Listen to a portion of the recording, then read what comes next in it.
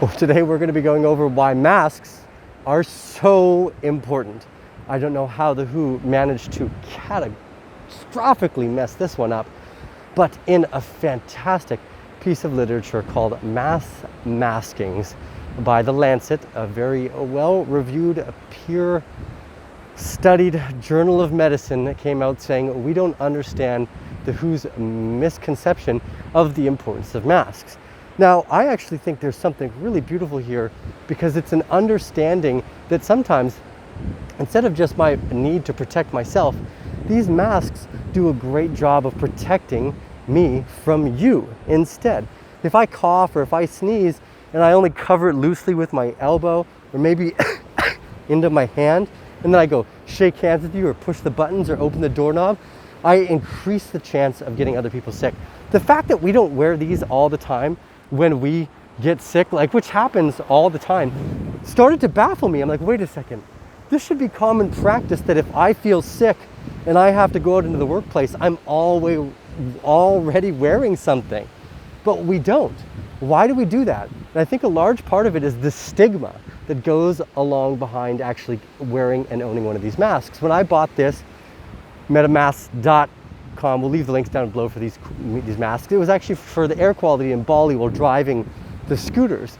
But now that I've started to ponder this, and not just in the pandemic sense, but in everyday life, how the fuck have we not already decided to make this a common cultural norm for when we feel sick? And we just don't do it. Normally we're self-isolated because we don't feel well, but what about the days after when we're still potentially contagious or virulent? And this is a question that just started to baffle me. So I think masks are super important. There's a reason why healthcare professionals have worn them for so many years.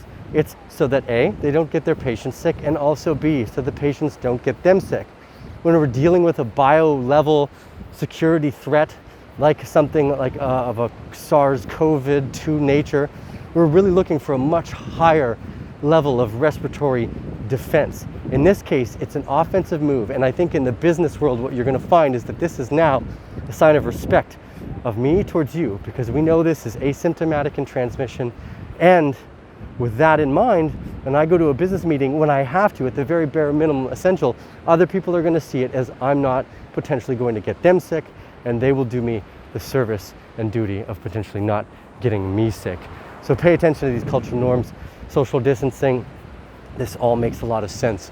It just helps slow the quell of something that could put a lot of people in the critical care unit, and just feel the enjoyment of understanding these things. Like, how has this not already become a cultural norm that when we're sick, we wear masks so that we don't get other people sick? Blows my mind.